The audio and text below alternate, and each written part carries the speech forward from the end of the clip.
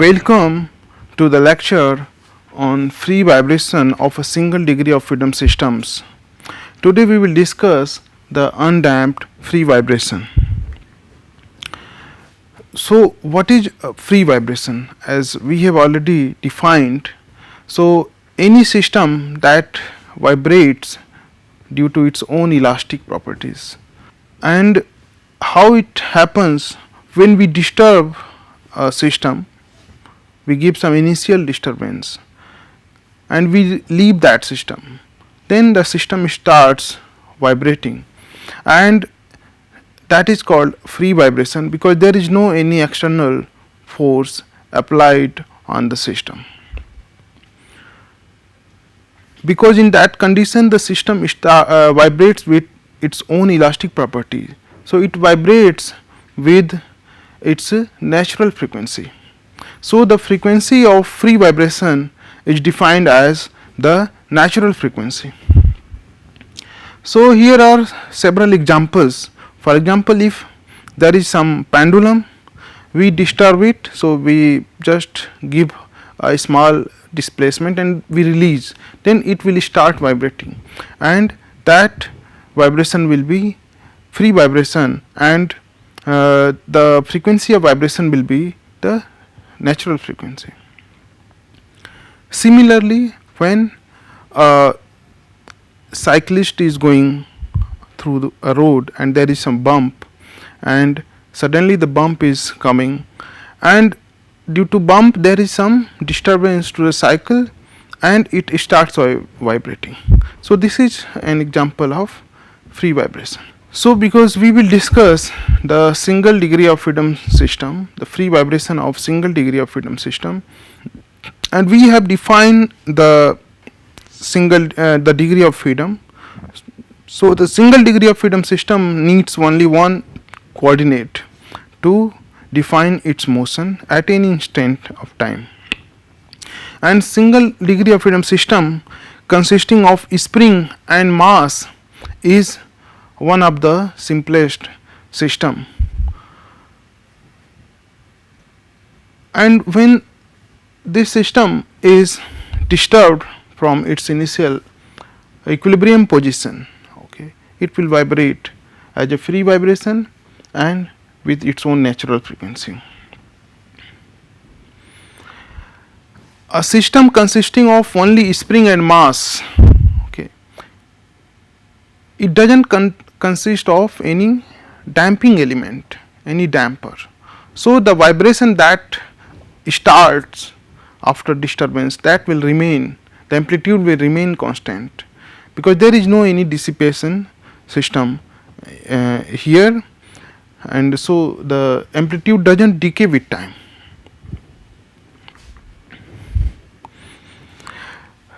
Several mechanical and structural systems can be assumed and converted to a single degree of freedom system with certain assumptions. And why do we convert to single degree of freedom system? Because it is easier to solve equations of single degree of freedom system. They are simple system, we can study quickly and we can get some quick insight into the system by doing so. For example, here we can see there is some tower, and here we can also, this is a continuous system, but the major mass is concentrated at the peak of the tower. So we can neglect the mass of this other part, and main mass we can concentrate the mass here and the peak, and the rest of the column is mainly working as a stiffness element, and so we can provide a stiffness, we can assume as a spring or stiffness element, and we can convert this system into a single mass stiffness system. So here we can see, because here at the support it is fixed, and we can assume it as a fixed free beam or a cantilever beam. So here is the mass, and when it is disturbed, it will vibrate as a cantilever, and we derive this stiffness of cantilever as 3 EI by L cube, and this is the equivalent representation, because again this K we can represent as a spring and mass like this, and we can assume it as a single spring mass system. Therefore, this why this single degree of freedom system study is quite important. Now there is, when we want to study the free vibration of single degree of freedom system, there is certain procedure how we will analyze the system. So the first thing is that we have to define our system's coordinate. Like this is a single degree of freedom system, what is the coordinate of its vibration, whether it is translational, whether it is rotational or angular, and so we have to define the coordinate. We have to then we have to disturb the system. So it means that we have to, from its equilibrium position, we have to displace it by certain displacement, giving certain displacement x, and in that instant we have to isolate the system. When we isolate the system, and we have to make the free body diagrams, it means we have to show all the action, reactions, external forces on the system. They are internal forces, external forces, and reaction forces. So we have to show all the forces on the system, as well as showing the coordinates, direction of the coordinate, like x, what is its direction of motion, that we assume positive. Then on this free body diagram we will apply the Newton's law here. There are another methods that also we can apply, like D'Alembert principle and energy method, but here first we will discuss the Newton's law that say that the rate of change of momentum of a mass is equal to the applied force. So it means d by dt mv, here we can write d by dt. So this is momentum equal to the applied force. So here we can, if m is constant, we have dv by dt equal to f, and dv by dt is acceleration, so m into a equal to f. So this is Newton's law. So this is Newton's law, so that we will use. So let's take one this simple system. So let's say we have this simple system. So this is mass k. Now one thing we must remember, that a spring, this is a spring, this is unstretched spring. When a mass is attached to this spring, so this spring is displaced a bit. Let us say this is delta static due to the mass. It is, now this is the equilibrium position.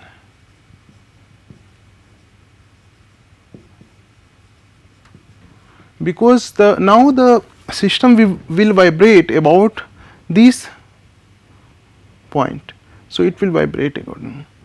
And here we can write, so because force equal to stiffness into displacement, so delta st. Here the force is nothing but the mass, so mg equal to k into delta st. So here we can find that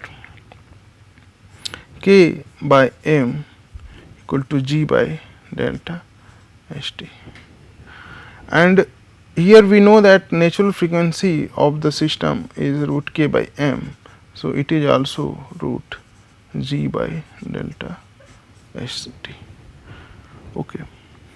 So here what I say, if I say the equilibrium position, means this is the equilibrium position. about which it will vibrate. So now this is our system, and we assume that this is the direction x coordinate that the system is going to be disturbed, and so it will vibrate. So let us say at some instant of time of its vibration, it is here. Okay. So this is k, this is m, this is equilibrium. So this is x here, this is x. Now we have to show the free body diagram. So free body diagram for this mass. So this is our mass. So what are the forces that are acting on this? So when we have pulled this mass is here, so x is spring is stretched by x unit. So the spring force kx will act like this. Okay. There are no any other forces acting on this, where this is the direction of acceleration. So here we will apply sigma f equal to mx double dot. So here sigma f, that is opposite of the x double dot, so it will be minus kx equal to mx double dot. So this means that mx double dot plus kx equal to 0, or x double dot plus k by m x equal to 0. This implies x double dot plus omega n square x equal to 0. Here omega n equal to the natural frequency, that is equal to root k by m. So here we can see that when we started the free vibration of a simple spring mass system and we followed the Newton's law, we reached to this equation of motion. So this is the equation of motion, or differential equation of this motion, and from here this we convert into this form. So this term, that is multiplied, that is the coefficient of x, that is the factor of x, that tells you the information about the natural frequency. So we are getting the natural frequency of the system through the free vibration.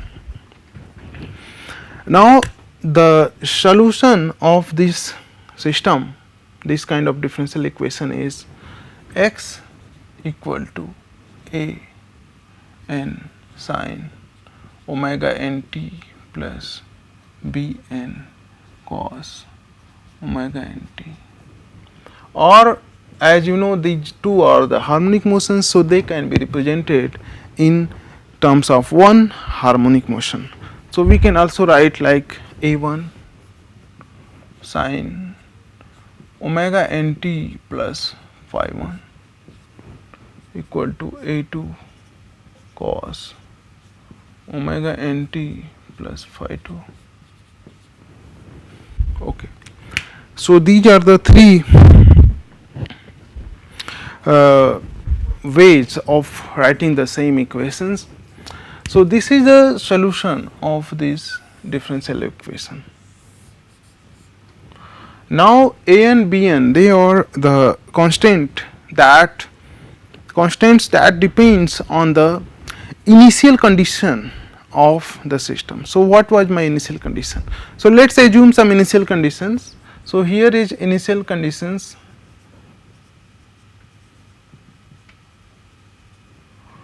So let us say that at t equal to 0, x equal to x0, and at t equal to 0, x dot equal to 0. So here we assume that at because at t equal to 0 we displace the system through some distance.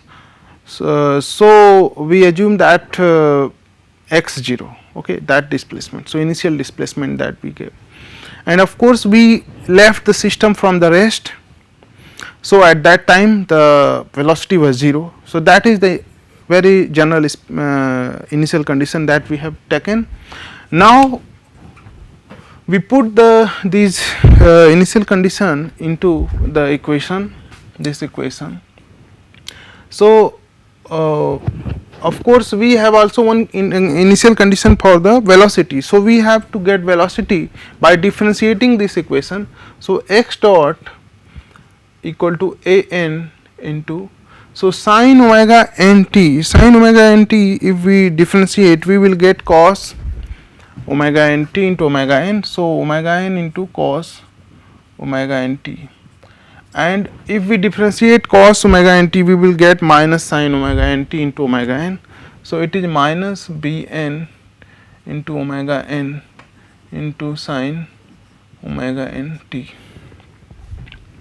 minus bn omega n into sin omega nt. Now we put these values. So t equal to 0, x equal to x0. So here x0 equal to, so t, if we put t equal to 0, this will be 0 and this will be 1. So it is equal to bn. So we get x0 equal to bn. Now we put in the second equation the second initial condition.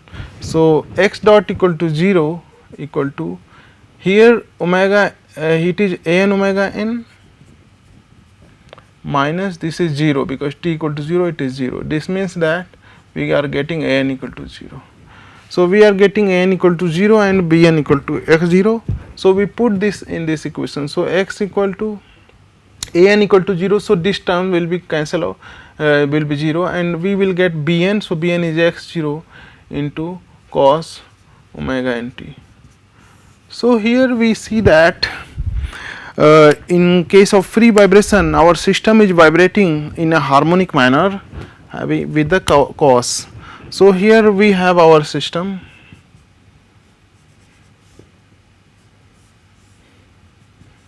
and we displaced this system.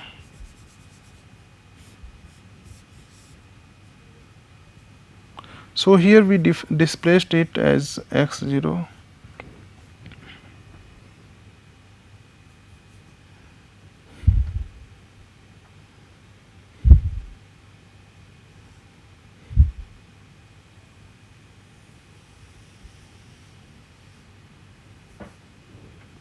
So this is x0.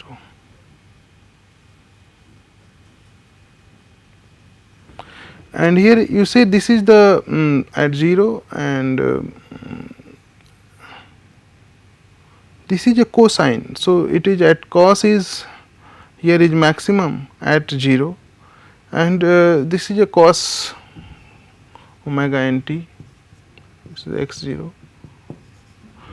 So the system is vibrating with harmonic manner,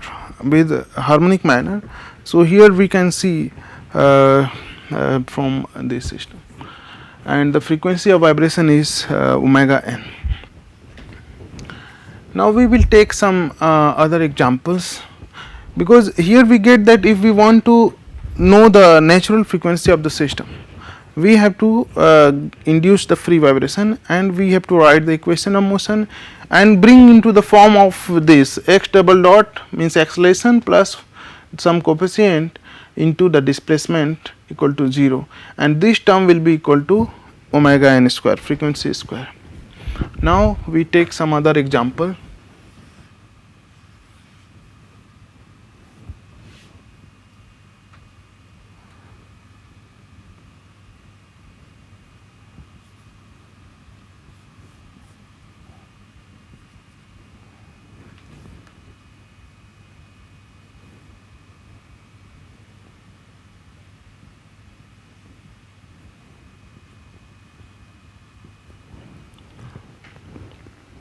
So here we have a rod, that is massless rod, there is no mass, and here is a mass concentrated here with mass m, and this is the L length. Now we want to know the natural frequency of this system. So we have to disturb this system. So let's disturb this system with the angle theta, and in this situation we balance the forces. So here is the mg working downward. Okay.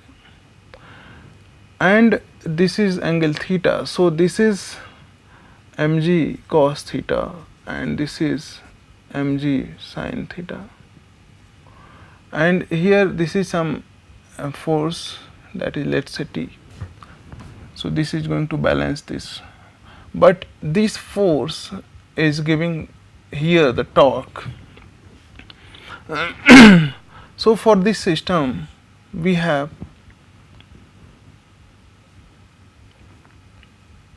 this is mg sin theta and this is L, this length L, and let us say this is the theta. So because this is theta is this, so theta double dot. So J, because here this is rod and mass, so J0 theta double dot equal to minus mg sin theta. So this is the force into the torque, so it is L into L, and for small theta we can assume sin theta equal to theta. So here we can write minus mg theta into L for small theta. So here we can write J0 theta double dot plus mgl into theta equal to 0. Now J0 equal to ml square, so we write ml square theta double dot plus mgl theta equal to 0.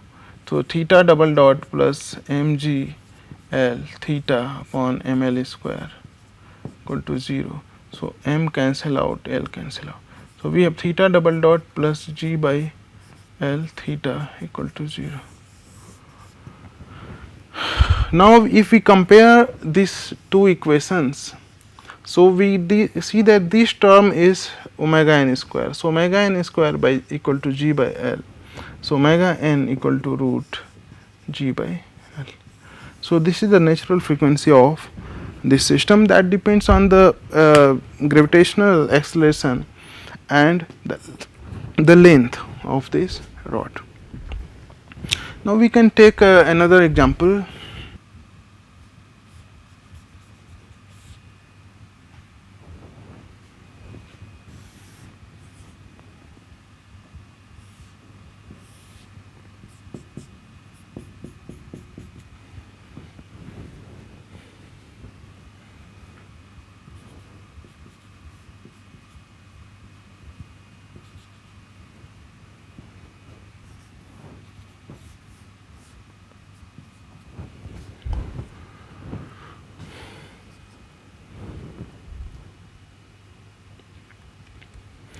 So now we have this system. So here is the spring and this is A, this is length L, again this is a rod and this system, that system is here.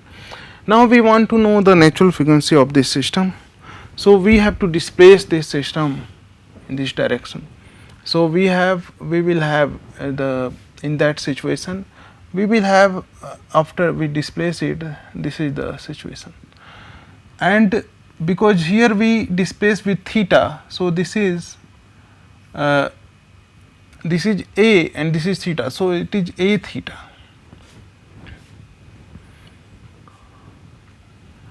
And here we have theta double dot, again similarly the forces that are working here mg into sin theta. So here mg theta that we assumed,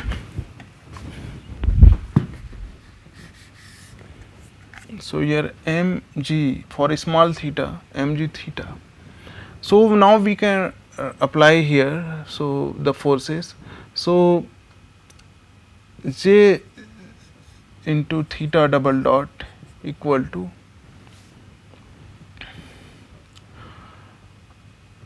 minus k. So this is A theta and this is k, so k A theta will be the force acting here, so minus k A theta into A, because we have to take the moment about this. Again here we have minus mg theta into L. mg theta into L. So this is the force acting so opposite to this. So that's why there is the minus sign. Now here we can write minus K A square theta minus M G L theta. So equal to minus K A square plus M G L theta. So here we can write J0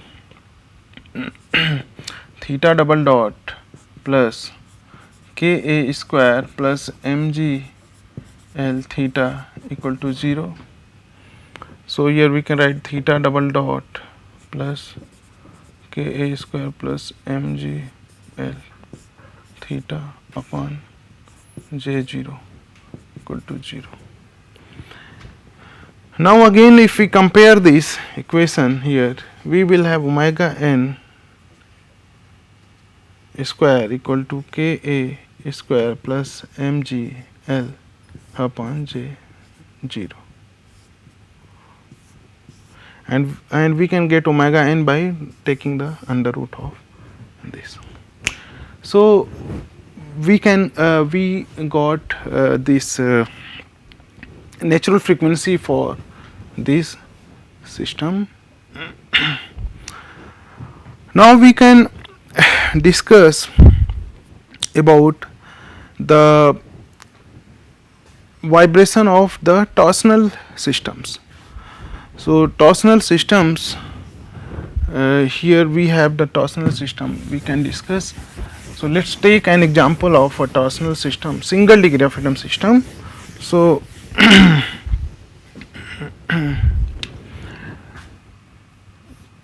similar to the spring mass system, that is the simplest system having the stiffness and mass, we can have a torsional system having let's say this is some shaft and this is a rotor.